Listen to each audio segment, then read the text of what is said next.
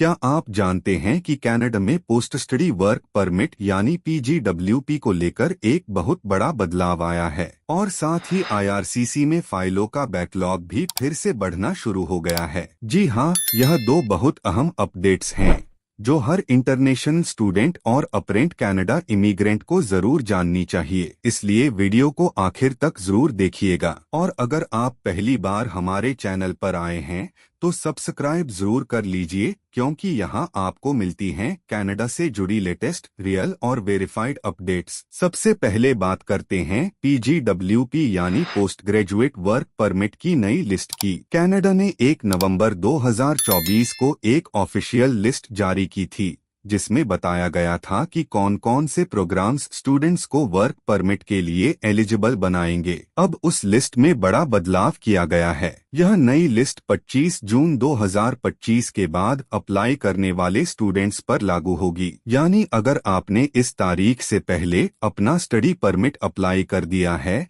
तो आपके लिए पुरानी शर्तें ही लागू होंगी। अब जानते हैं इस अपडेट में बदलाव क्या क्या हुए हैं। कुल अब 920 प्रोग्राम्स ऐसे हैं जो PGWP के लिए एलिजिबल माने जाएंगे। इनमें से 119 नए प्रोग्राम्स को शामिल किया गया है, जबकि 178 पुराने प्रोग्राम्स को हटाया गया है क्योंकि वो अब इन डिमांड नहीं माने जा रहे। खास बात यह है कि ट्रांसपोर्टेशन से जुड़ी सारी कैटेगरीज को हटा दिया गया है। एग्रीकल्चर सेक्टर में सिर्फ एक ही प्रोग्राम अब एलिजिबल रह गया है। वहीं हेल्थ केयर, एजुकेशन और स्किल्ड ट्रेड्स जैसे फील्ड्स से जुड़े नए प्रोग्राम्स को जोड़ा गया है। कनाडा सरकार की पॉलिसी अब इस बात पर फोकस कर रही है कि जो इंडस्ट्रीज डिमांड में हैं, सिर्फ उन्हीं के प्रोग्राम्स को PGWP में जगह दी जाए। यह लिस्ट समय समय पर अपडेट होती रहेगी, इसलिए अगर आप कोई नया प्रोग्राम सिलेक्ट करने जा रहे हैं तो यह चेक करना बहुत जरूरी है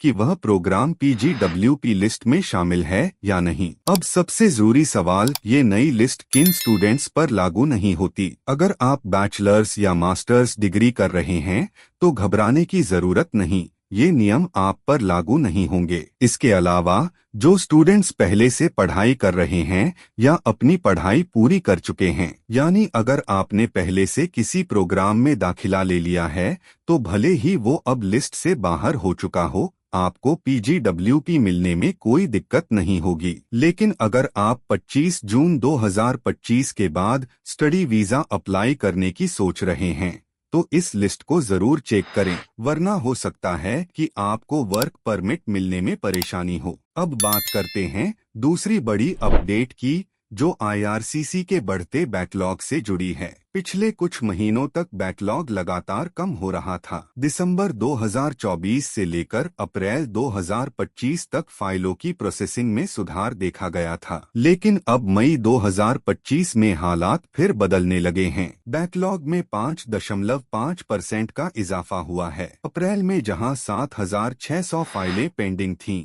वहीं मई में ये संख्या बढ़कर 8,200 तक पहुंच गई है। IRCC के पास कुल 21 लाख से ज्यादा एप्लीकेशन फाइल्स थीं, जिनमें से 13 लाख को सर्विस स्टैंडर्ड टाइम में प्रोसेस किया जा चुका है। लेकिन जो फाइल्स तय समय सीमा से बाहर जाती हैं, वही बैकलॉग कहलाती हैं। इसका सीधा असर आपके वीजा रिजल्ट और प्रोसेसिंग टाइमलाइन पर पड़ सकता है। जैसे जैसे बैकलॉग बढ़ेगा वैसे वैसे प्रोसेसिंग टाइम भी लंबा होता जाएगा। तो दोस्तों, ये थी कनाडा से जुड़ी दो बहुत ही जरूरी अपडेट्स। नंबर 1, PGWP के लिए नई एलिजिबिलिटी लिस्ट, जिसमें अब 920 प्रोग्राम्स शामिल हैं और कई पुराने प्रोग्राम्स हटा दिए गए हैं। नंबर 2, IRCC का बैकलॉग एक बार फिर से बढ़ने लगा है, जो वीजा प्रोसेसिंग टाइम पर असर डाल सकता है। अगर आप स्टडी वीजा अप्लाई करने की सोच रहे हैं तो लिस्ट जरूर चेक करें, और अगर आपको गाइडेंस की जरूरत है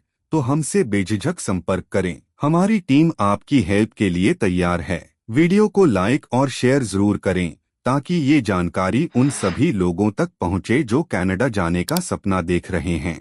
और हाँ, कोई सवाल हो तो कमेंट करके पूछिए।